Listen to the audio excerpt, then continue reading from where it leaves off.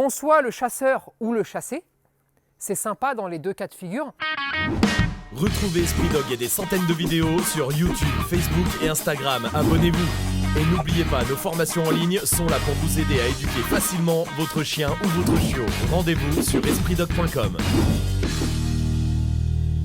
Salut à tous, bienvenue sur Esprit Dog. Ce petit jeu, vous allez avoir envie de le faire dès que la vidéo elle est finie. Et après, je vous explique aussi à quoi ça sert, en plus de la chose la plus importante, s'amuser avec lui. Alors, qu'est-ce qu'on fait? Bon là, j'ai chopé une voiture. Enfin, j'ai chopé une voiture. Non.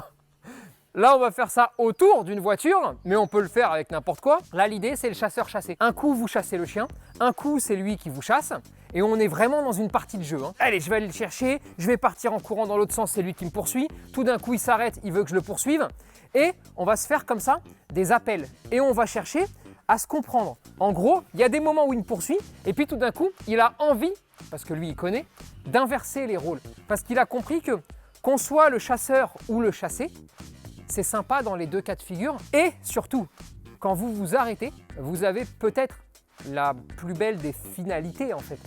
C'est le chien qui vient vous voir en disant « Hey, on recommence. On recommence parce que je kiffe. » Et alors là, par exemple, on détruit le premier mythe du « Tu ne dois jamais répondre aux invitations de ton chien quand il veut jouer. » Vous relancez, puis vous relancez, puis vous relancez. En gros, vous vous amusez sans réfléchir à toutes ces conneries. Qu'est-ce que ça va avoir comme conséquence? Ça va avoir comme conséquence un chien stable, normal. Quand vous vous arrêtez, un petit câlinou, allez, c'est fini, on rentre. Bon, le chien rentre. Parce que vous ne vous êtes pas embrouillé l'esprit, en fait, avec toutes les conneries qui peuvent vous parasiter et que vous entendez sur les réseaux toute la journée. Et c'est vraiment ça le fondement de ce truc-là. Vous apprenez à votre chien aussi à pouvoir être poursuivi dans le sens jeu, et aussi à poursuivre dans le sens jeu. Et donc, vous lui apprenez que on peut inverser des rôles sans que ça ne pose de problème. Ça évite d'avoir le chien harceleur, ça évite d'avoir la problématique du chien qui, s'il est poursuivi, commence à devenir complètement fou parce qu'il prend peur. Parce que vous aussi, vous le faites au quotidien. Évidemment, c'est pas une fin en soi, c'est-à-dire que si vous ne sociabilisez pas vos chiens, bon, vous avez beau faire ça, le jour où ils voient un chien, il y aura un problème.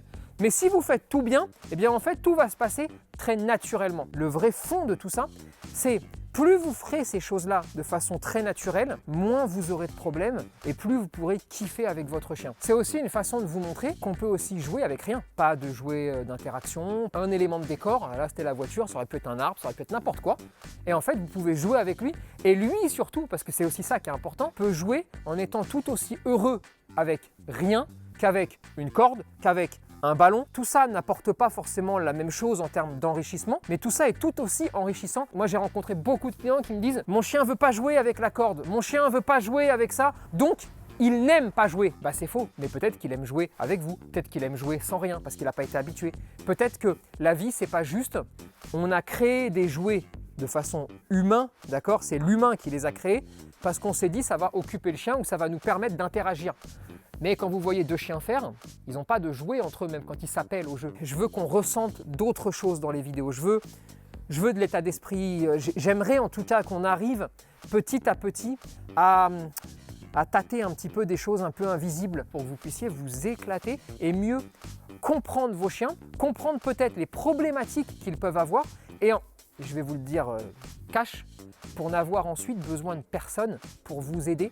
Parce que si vous avez compris intellectuellement comment ça fonctionnait, en fait, peut-être qu'à la fin, vous n'avez besoin de personne parce que vous allez trouver vous-même les solutions pour vos chiens. On compte sur vous pour partager cette vidéo, réagir en commentaire et vous abonner à la page Facebook, Instagram et YouTube. Et n'oubliez pas que nos formations en ligne sont là pour vous aider à éduquer votre chien et votre chiot. Dispo sur espritdog.com.